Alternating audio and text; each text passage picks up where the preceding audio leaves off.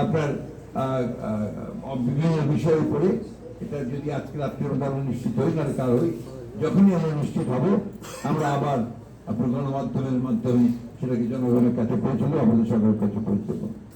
আমাদের দলীয় নেতাকর্মীদের কাছে আমাদের আবেদন থাকবে যে তারা অত্যন্ত শৃঙ্খলা সহকারে রাস্তার দুই ধারে কোন যানজট সৃষ্টি না করে তারা তাদের নেত্রীকে, এই মহান নেত্রীকে তারা অভ্যর্থনা দেওয়াবেন।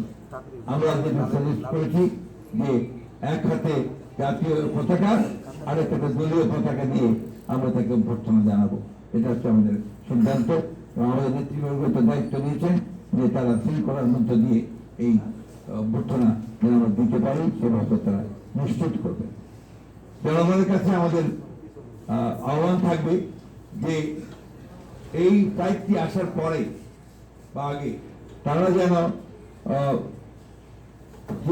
এলিভেটেড এক্সপ্রেসওয়ে যেটা আছে সেই পথটি যেন তারা নেওয়ার চেষ্টা করেন, অর্থাৎ বিমানবন্দর থেকে কাকলি পর্যন্ত সেই জায়গাটা যেন তারা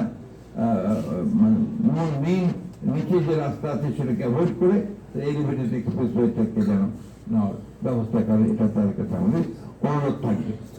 আমার বিশ্বাস এইভাবে জনগণ সম্পূর্ণভাবে সহযোগিতা করবেন এবং তারা তাদের প্রিয় নেত্রীকে রিসিভ করার জন্য তারা সব রকম ব্যবস্থা নেবেন।